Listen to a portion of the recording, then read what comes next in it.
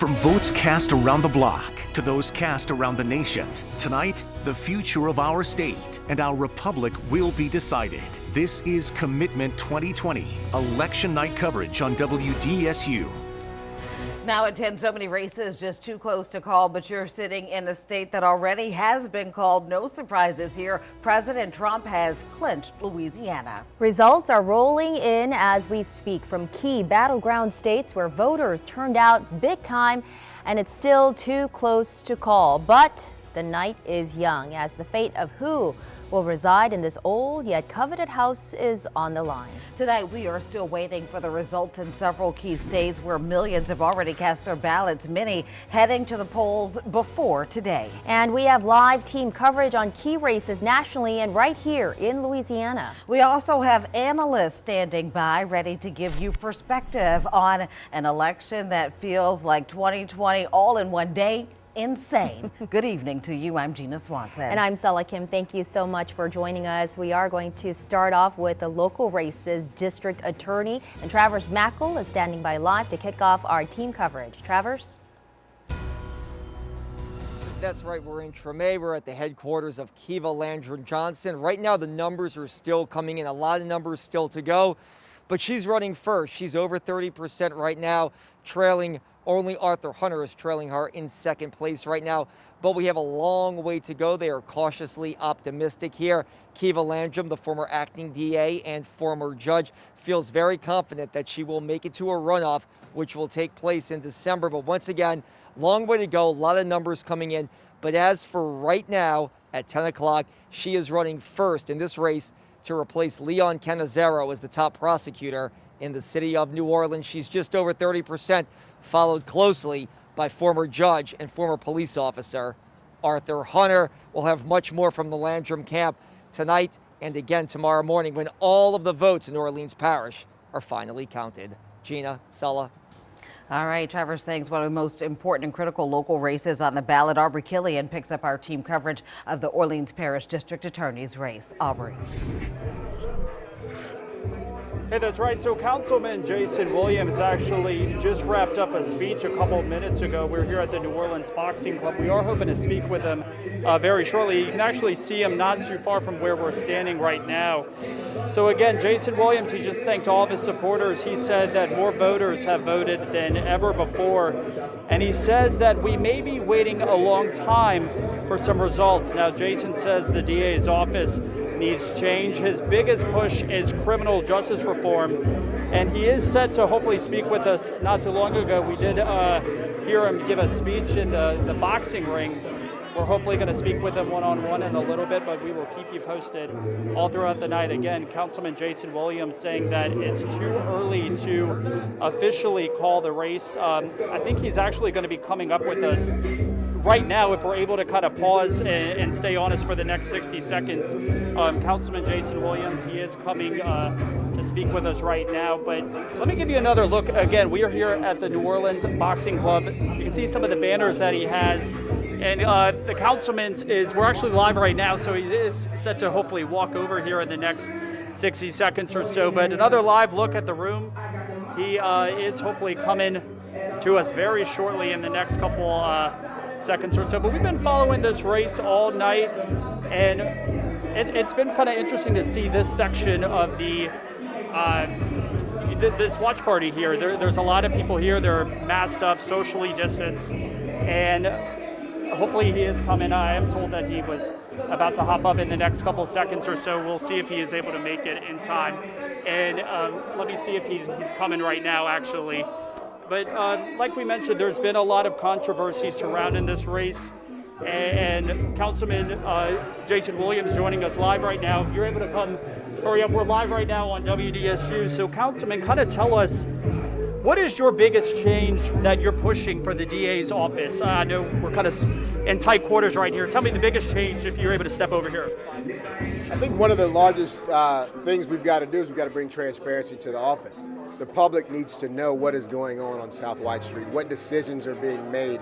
As you know, and as everybody else knows, we're not going to have a whole lot of resources in the city after COVID. And so making sure that every dollar spent is spent wisely and is making us safer. So I want to make it more transparent. Let's talk about the charges that you are currently facing. I know you pled not guilty. How can you effectively run the DA's office with this hanging over you? Kind of talk about the charges that you are facing. Yeah, sure, absolutely. So if a police officer wants to carry pepper spray or wants to carry a taser, they've got to be tased themselves or pepper sprayed themselves before they can use that powerful piece of equipment. That's what's happening to me right now. I am firsthand seeing what a vindictive or malicious or abusive prosecution looks like, and that's my pepper spray, right? That's going to make me a more effective, more thoughtful DA as I navigate Tulane and Broad. Okay, Congressman Jason Williams, we appreciate your time, and I know there's a lot of moving pieces to this. Any idea when do you feel you're going to be in the runoff? I'm in the ring, and I'm going to keep throwing punches until it's over. We're just waiting on the judges to call it. Okay, Councilman Williams, we appreciate your time, and we'll send it back to you all in the studio. Waiting on somebody to call it. That's also the case when it comes to the presidential race. We're still looking closely at Florida. The race there still too close to call right now, but you can see vote totals still coming in at very close. I know there was close attention to Miami-Dade County and how that county was going to vote. Florida is still too close to call. Another state too close to call, Georgia, is in play. This is where we are right now, 54% for President Trump, 45% for Joe Biden. But again, too close to call. This is definitely going to be a long night for people watching this election. A long night for sure, Gina. Let's continue our coverage here in the state of Louisiana. We've been following the congressional races as well. And we have projected, AP Wires also projected Steve Scalise has been reelected to serve the 1st congressional district. Greg LaRose is live with the latest on that campaign. Greg? Yeah, guys, to no surprise here, Steve Scalise locked down a 7th term in Louisiana's 1st congressional district. He's held the seat since 2008. Republicans have held on to the seat since 1977. I had a chance to talk with the congressman just before our newscast went on air, and we talked a bit about how in the House, Democrats have gained the advantage. The congressman was optimistic that Republicans could retain control in the Senate, and I asked him about how do we get past what had been a really, really divisive campaign at the national level. He talked about all of the time he had been spending with the president's campaign in some of these key states where we're going to be up late tonight and probably in the coming days figuring out what those results were. And the congressman says the attitude or the spirit that we sense of this divisiveness really isn't present when these people go home. And he's confident that we can move on to issues like the coronavirus. He told supporters here that he was fairly confident that there have as many as 4 versions of a vaccine. He said his priority in his next term will be to help Louisiana hold on to its drilling revenue in order to spend more on coastal restoration. He had a shout out for his good friend Cedric Richmond, who won in the 2nd district.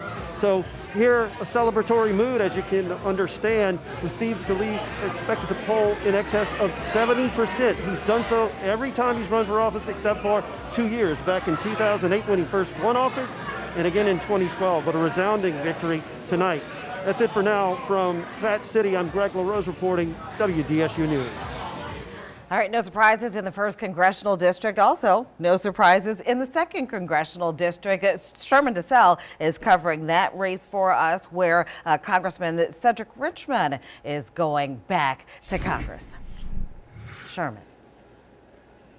Yeah, good evening. We're here at the Wrong Iron in Mid-City, and for the 6th time, Congressman Cedric Richmond, he's going to make it back to Washington to represent the 2nd district that consists of Orleans, Jefferson, some of the river parishes, and a couple of little spots within Baton Rouge along the Mississippi.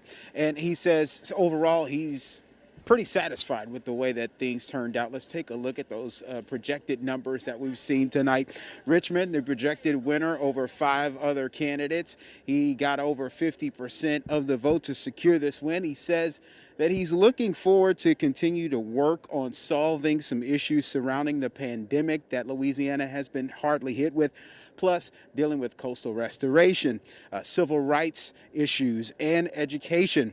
But he's also watching the biggest race of the night, the one that everybody is watching, not just in Louisiana, but everywhere, the race for president, because he is the co-chair, or the national co-chair of the Joe Biden campaign, and he knows that there is a long night ahead to count those votes. Feel good. We still have a bunch of pass. We look good in Arizona. We look good in Michigan, Wisconsin, and Pennsylvania. And that's a winning formula for us. I want to thank the voters for sending me back up. And we have a lot to do in Louisiana. And he also said that he understood that Louisiana would show up pretty dominant when it comes to picking President Donald Trump as their choice for the president of the United States for another term. But he was hoping to see a little bit more blue, and he hopes to make that more of an influence in the state in the future. He also said, and he made it very clear to us earlier, that if Biden wins this presidential election, which he is the national co-chair for his campaign, this would not change the position that he currently holds in Congress. He says being in the House is what's best fit for him and best fit for the people of Louisiana. Reporting from Mid-City, Sherman DeSalle, WDSU News. All right, Sherman, thank you so much. Let's go ahead and take a look at live pictures now of the White House as we stand by and wait for the person who will serve in the White House for the next 4 years. The night is still young. It is going to be a long night. So let's talk about the presidential election as we count down to the magic number of 270 tonight. We do have our analysts back with us, joining us live for some analysis, Dr. Ed Chervenak and Dr. Silas Lee. Thank you so much, gentlemen, again, for sharing your night with us. I wanted to ask you about this because all night we've been talking and, hearing other analysts nationally talk about some of the issues that galvanize people to the polls. Talk about how the economy and the pandemic really motivated people to the polls. And to quote one correspondent today, they said people came for issues that affect them, not offends them. So Dr. Chervenak, let's start with you on that one. Well, I think your stance on the issues may have been driven by your partisanship. I think for Republicans, they put the economy at the very top of the list, whereas for Democrats, the pandemic was probably the most important issue.